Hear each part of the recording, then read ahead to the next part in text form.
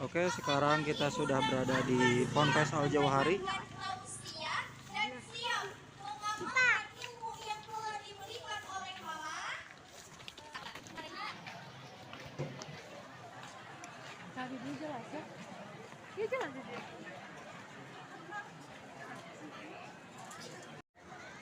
Bismillahirrahmanirrahim.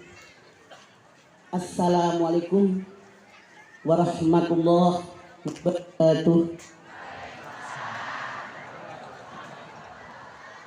Alhamdulillah dzikrihi tatma'innul qulub wa bi fadlihi tughfarul dzunub. Asyhadu an la ilaha illallah al-khaliqul ma'bud wa asyhadu anna Muhammadar Rasulullah shariqul maut. Wassalawatullahi wassalamuhu ala sayyidina Muhammad wa ala alihi wa ashabihi wa ahli taqwa wa ma'rifatihi wa man tabi'ahum bi ihsanin ila yaumiddin. Faqala Allah ta'ala fil Qur'anil Karim, a'udzu billahi minasy syaithanir rajim. Bismillahirrahmanirrahim.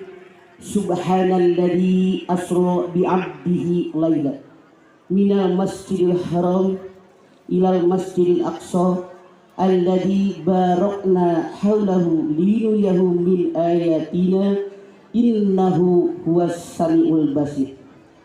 Yang saya hormati Abah, kalau saya tetap anak dan ini saya. Yang saya hormati Abah Jujun Junaidi, alhamdulillah beliau sehat walafiat. Yang saya hormati Ketua MUI Kecamatan Karangtengah, yang saya hormati Dai Kamtibnas Polres Garut, yang saya hormati MWC NU Karangtengah, yang saya hormati Kapolsek Sukabumi, yang saya hormati Kepala Desa Karangtengah, yang saya hormati para alim ulama, tokoh agama, tokoh masyarakat, Bapak Ibu hadirin sekalian. Pertama-tama mari kita panjatkan puji dan syukur kita kehadirat Allah Subhanahu wa Ta'ala yang telah memberikan nikmatnya buat kita semua, terutama nikmat iman, nikmat Islam, nikmat sehat walafiat, nikmat diberikannya umur yang panjang buat kita semua. Alhamdulillah, pada kesempatan siang hari ini kita semua bisa hadir di Ponpes Al Jauhari pimpinan Abah Jujun Junaidi dalam rangka peringatan Isra Mi'raj Nabi besar kita Muhammad sallallahu alaihi wasallam. Hadiri di dalam sebuah hadis Rasul bersabda, siapa yang hadir di pengajian seperti yang kita kerjakan saat ini, niatnya ikhlas karena Allah, maka kita semua dipayungi oleh sayap-sayapnya malaikat. Amin. Di mana malaikat yang sayapnya membayungi kita semua bermohon kepada Allah Subhanahu wa Ta'ala agar semua dosa yang pernah kita lakukan diampuni oleh Allah. Dalam hadis lain Rasul pun bersabda, siapa yang hadir di pengajian seperti yang kita kerjakan saat ini, niatnya ikhlas karena Allah, lamanya 1 jam, maka diberikan pahala oleh Allah sama dengan sholat sunat sebanyak 1000 rakaat. Latihan dan banyak latihan saat namanya juga belajar. Kenapa disebut dengan kalimat ta'ajub? Karena peristiwa yang Allah Subhanahu wa Ta'ala sampaikan setelah kata subhana membuat kita takjub. Peristiwa Isra Mi'raj Nabi besar kita Muhammad sallallahu alaihi wasallam. Subhana. Apa sih hikmah daripada kata subhana? Hikmah daripada kata subhana adalah penolakan. Kenapa penolakan? Kita lihat di dalam sejarah. Ketika Rasulullah sallallahu alaihi wasallam beliau bercerita kepada masyarakat di musyrikin Quraisy Mekah bahwa beliau harus diisra mi'rajkan oleh Allah, mereka menolak, bahkan mereka mengatakan Muhammad gila, Muhammad sinting, Muhammad tidak waras. Anda lihat, subhana. Di sini Allah Subhanahu wa Ta'ala mempertaruhkan, sekali lagi, mempertaruhkan kesucian dirinya, bahwa aku yang maha suci nggak bakalan mengutus seorang nabi, seorang rasul yang gila. Tuh, itu hikmahnya penolakan. Subhanalladzi asra bi abdihi laila. Asra perjalanan di waktu malam, pada sebagian malam. Dari mana? Minal Masjidil Haram ila Masjid Aqsa. Di mana Masjid Haram? Silahkan Anda lihat Al-Imran 96. Inna awwala baiti wudi'a lin-nasi lalladzi bi Bakkata mubarakan wa hudan lil alamin.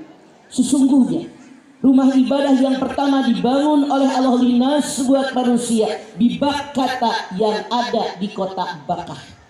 Mubarakan yang diberkahi sekeliling, petunjuk bagi segenap alam. Kalau kita lihat ayat ini sangat jelas bahwa Rasulullah Shallallahu Alaihi Wasallam diberangkatkan Isra Mi'raj minal Masjidil Haram. Allah berfirman dalam ayat ini bahwa yang namanya Masjidil Haram dibangun oleh Allah, memerintahkan para malaikat. Nah, ini Ka'bah. Allah memerintahkan para malaikat. Anda lihat ayat ini. Jadi bukan Nabi Ibrahim. Nabi Ibrahim merenovasi Ka'bah. Anda silakan lihat Al-Baqarah 127. Wa id yarfa Ibrahimul qawaida minal baiti wa Ismail Rabbana taqabbal minna innaka antas samiul alim. Dan ingatlah ketika Ibrahim yarfa meninggikan Ka'bah. Artinya Nabi Ibrahim bukan yang pertama membangun Ka'bah, tapi kata Allah yarfa meninggikan Ka'bah. Kalau meninggikan, pondasinya sudah ada, ditinggiin. Jadi yang pertama membangun Ka'bah dalam Al-Imran 96, Allah Subhanahu wa taala memerintahkan malaikat linnas buat manusia. Ini rumah ibadah yang pertama yang ada di muka bumi, kata Allah. Inna awwala baiti wudi'a linnas. Rumah ibadah yang pertama yang ada di muka bumi ini adalah yang ada di kota Bakkah. Mubarakan. Diberkahi sekelilingnya. Punten. Di kita mah kemarin kalau mau pada pergi ke Mekah, komo orang kampung mah kadang-kadang beberengkas, teri digoreng, tempe digoreng, bikin sambal tarasi dibungkus kumu kena, lebih kagedah ge di alung-alung tah megre eta tarasi karena mau kena. Terus tah Ka'bah jujur. Yang namanya Mekah itu kata Allah mubarakan, diberkahi segala ge aya. Tong riweuh ngagorengan tempe, ngagorengan teri segala macam, bawa duitnya sakeresek itu beneran. Mubarakah segala ayat, jengkol, pete, teri, pedak di ayat di Mekah. Berkah. Tong ting ribu kayu segala dahulu dibawa hese-hese. Berkah. Wahudan lil alamin, petunjuk bagi segenap alam. Nah, dari sini beliau diisrailkan oleh Allah berangkat hari ini.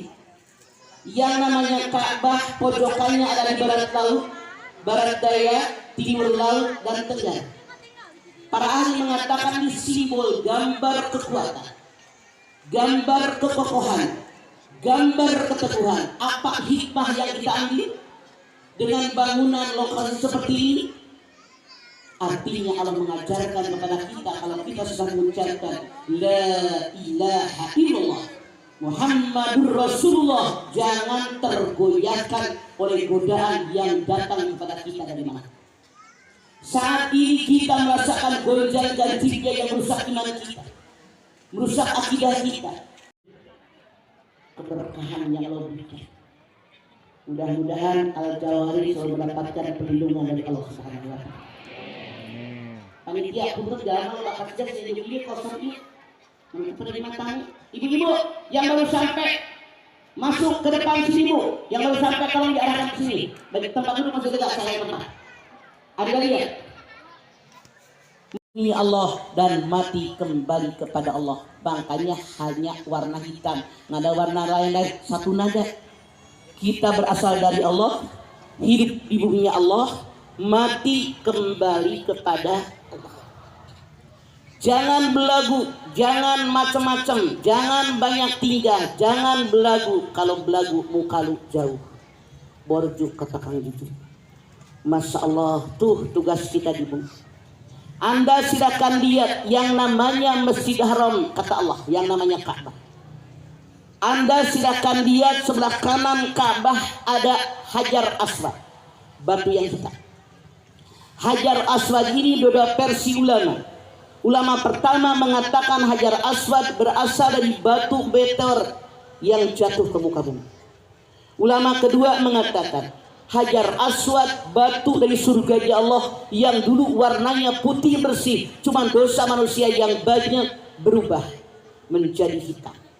Namun hadirin, saat ini warna Hajar Aswad tidak hitam mutlak, tapi krilik-krilik warna emas. Kenapa? Dulu ketika Ka'bah direnovasi, jatuh ini Hajar Aswad, terbelah menjadi beberapa bagian, dilem dengan emas.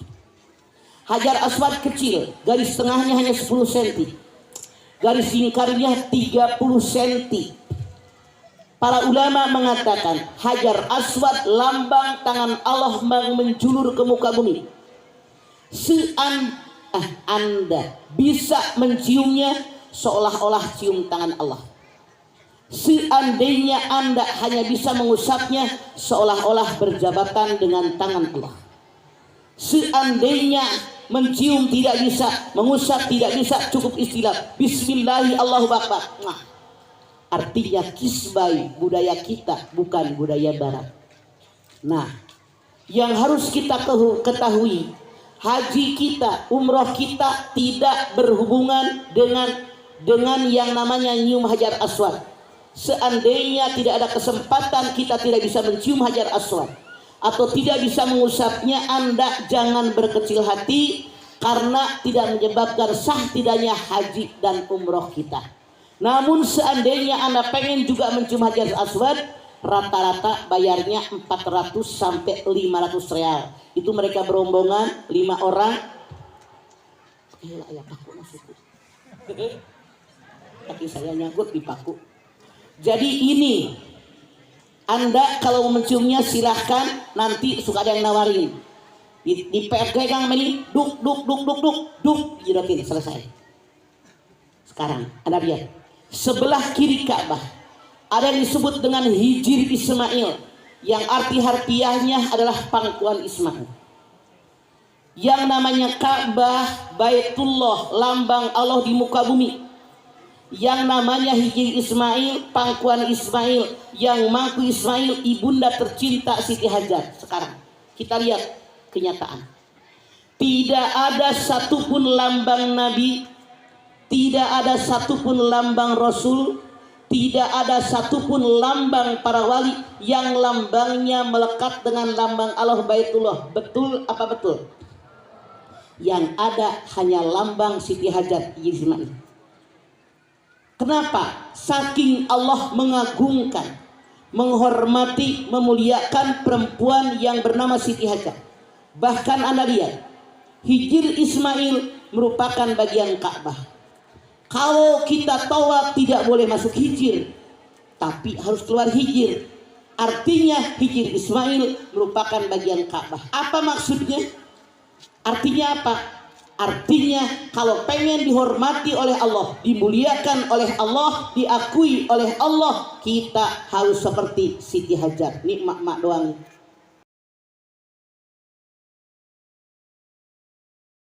Nabi menjadi seorang Rasul, dia mengajak ibu angkatnya, mengajak ayah angkatnya, mengajak penasehatnya, mengajak pengawalnya, mengajak orang yang dekat dengan dia. Tapi ketika mengajak Fir'aun ayah angkatnya, dia dikejar akan dibunuh.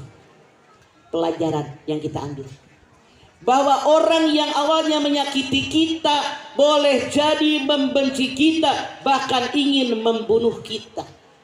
Makanya Rasul bersabda, kalau kalian mencintai seseorang jangan berlebihan. Boleh jadi suatu saat membencinya. Kalau membenci seseorang jangan berlebihan. Boleh jadi suatu saat akan menyukainya. Tuh. Apalagi pelajaran yang kita ambil. Mana benang merah dengan Rasulullah? Kenapa mampir sembahyang 2 rakaat di sini? Allah mengajarkan Muhammad jangan sedih-sedih amat, istri meninggal, paman meninggal. Lihat Musa, penderitaannya semenjak bayi, musibah. Pelajaran dari Allah, hidup di alam dunia ulah asain pang kena musibah nasa umur hidup. Semua manusia suatu saat pasti kena musibah. Hadirin, siapakah di antara Anda yang selama hidup tidak pernah kena musibah? Ngacung. Siapa di antara Anda yang selama hidup musibah datang silih berganti ngacung? Ini Anda lihat Al-Anbiya 35. Wa nabluukum bisarri wal khairi fitnah wa ilaina turja'un. Semua manusia diberikan ujian dengan yang buruk, dengan yang baik, kepada kami kalian kembali. Semua dapat ujian. Anda silakan lihat Al-Baqarah 155 156. Walanabluwannakum bisyai'in minal khawfi wal ju'i wa naqsin minal amwali wal anfusi wat thamarat wa basyiris sabirin alladzina idza asabathum musibah qalu inna lillahi. Hebat jamaah Al-Jauhari. Apa roji'una wungkul?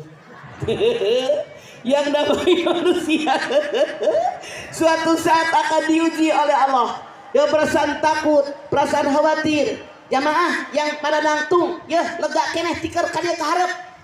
Saja aja penerima tamu sakalian. Kadia gerak. Nu narangtung kadia cepat 2 detik. Cepat.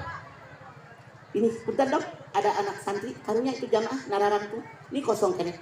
Anda lihat kata Allah, yang namanya manusia suatu saat akan aku uji dan sedikit perasaan takut, khawatir nggak punya makanan, khawatir nggak punya buah-buahan, takut sakit, takut mati. Berikan kabar gembira sama orang sobar. Siapa orang sobar? Tiap ada musibah dia beristirja, saya berasal dari Allah dan kembali kepada. Kata Allah, semua orang kena musibah ngantes sarua beda-beda. Sok tingali kusadayana. Ayah keluarga suaminya bagur kacida, istrinya centil. Ayah tuh ayah. Cobi hoyong ningali mana no centil kacida.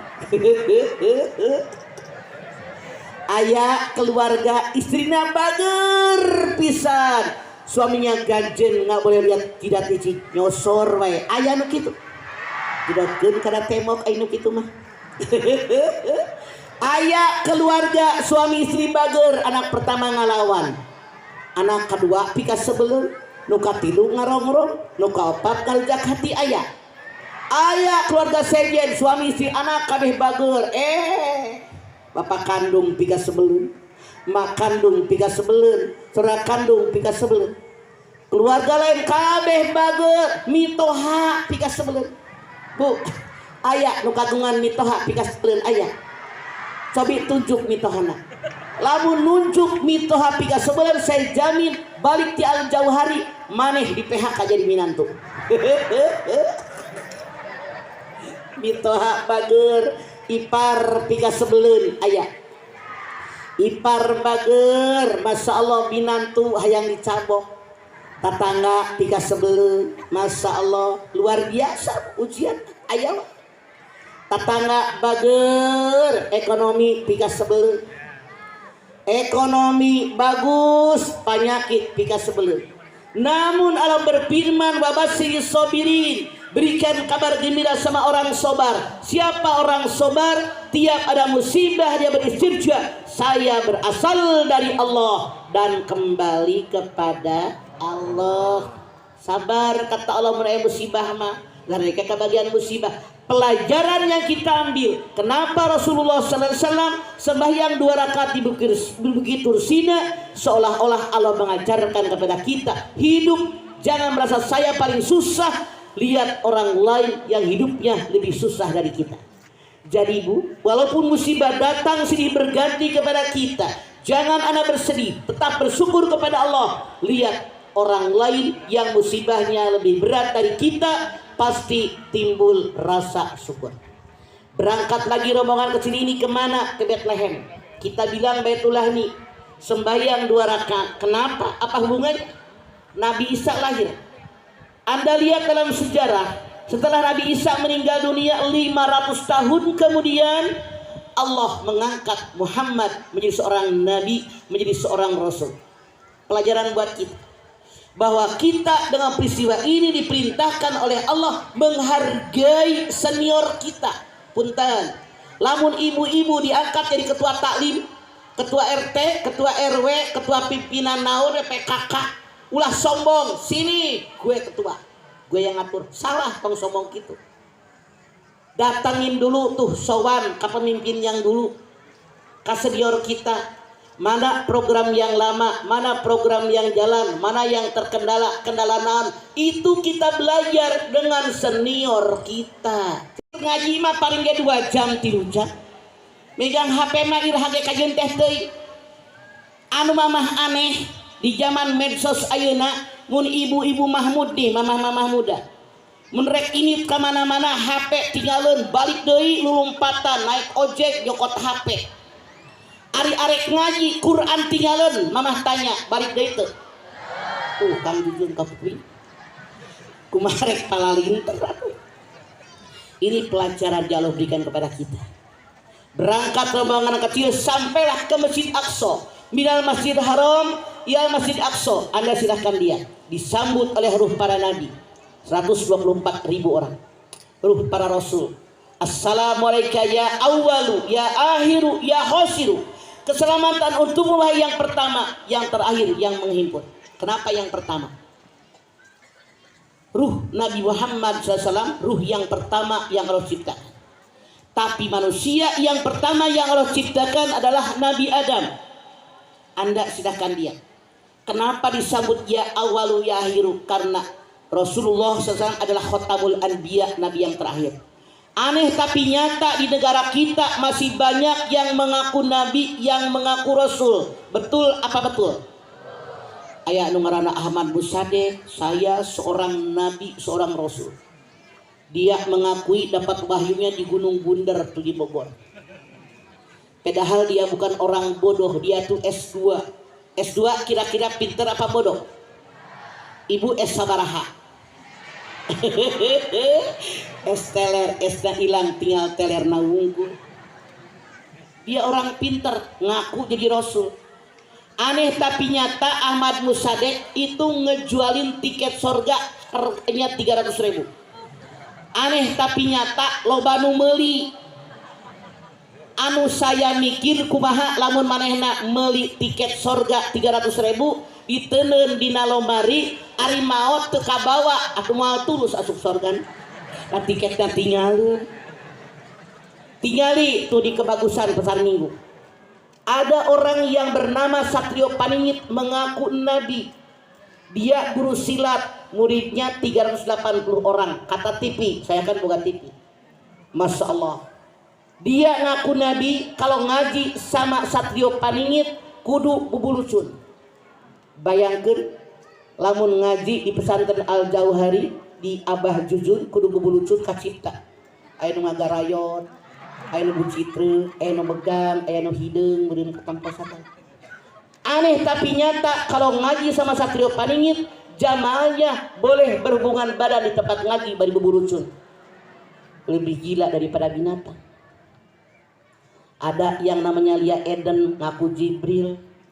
Padahal Lia Eden itu tahun 70-an ngontraknya di rumah mertua saya Kiai Haji Hasan Basri di Tanah Abang. Di saya sekeluarga apal banget Kang Jujun kasih Lia Eden. Lantaran dia ngontraknya di rumah Abah di Tanah Abang.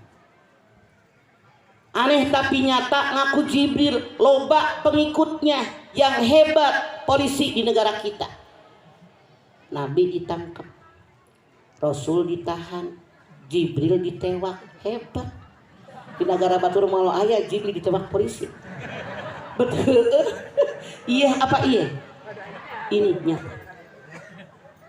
Lalu mereka sembahyang 2 rakaat. Yang jadi imam siapa? Nabi besar kita Muhammad SAW. Ini bukti kita semua di pesantren belajar. Siapa yang berhak jadi imam, yang ilmu agamanya bagus, yang pengamalan agamanya bagus, semuanya sama, yang usianya lebih tua, di sini dijawab bahwa Nabi besar kita Muhammad SAW memang ya awalu, yang ruhnya yang pertama diciptakan oleh Allah Subhanahu wa Ta'ala. Dia khotamul anbiya. Tuh di sini. Ini baru Isra Mi'raj. Kalau Anda pernah pergi ke Masjid Aqsa, Anda akan lihat batu tuh di lantai bawah. Tapi datang gantung pedalnya batu tuh. Itu baru berpijak beliau ketika akan Mi'raj. Dimi'rajkan oleh Allah Subhanahu wa Ta'ala itu batu. Luar biasa. Di sini beliau mendapatkan perintah sholat dari Allah Subhanahu wa Ta'ala. Nah, semua sangat tahu bahwa sholat ini ibadah yang sangat istimewa. Anda lihat, ketika Allah Subhanahu wa Ta'ala memerintahkan untuk haji, cukup Allah turunkan ayat walillahi 'alan nasi hijjul baiti man istata'a ilaihi sabila. Ketika Allah Subhanahu wa Ta'ala perintahkan untuk puasa, Allah cukup menurunkan ayat ya ayyuhalladzina amanu kutiba alaikumusiyam dan selanjutnya. Ketika Allah Subhanahu wa Ta'ala merintahkan kita sebagai hamba Allah untuk zakat, Allah cukup turunkan wa atuz zakah. Tapi ketika Allah Subhanahu wa Ta'ala memerintahkan sholat, tidak cukup dengan ayat, tapi Rasulnya langsung diundang ke arah sisi Allah. Artinya sholat adalah ibadah yang sangat istimewa. Betapa istimewanya sholat dikatakan as-sholatu imaduddin, faman aqamaha faqad aqamaddin, wa man tarakaha faqad hadamaddin. Sholat itu tiangnya agama. Siapa yang memberikan sholat akan kokoh kuat agama. Siapa yang meninggalkan sholat akan roboh agama.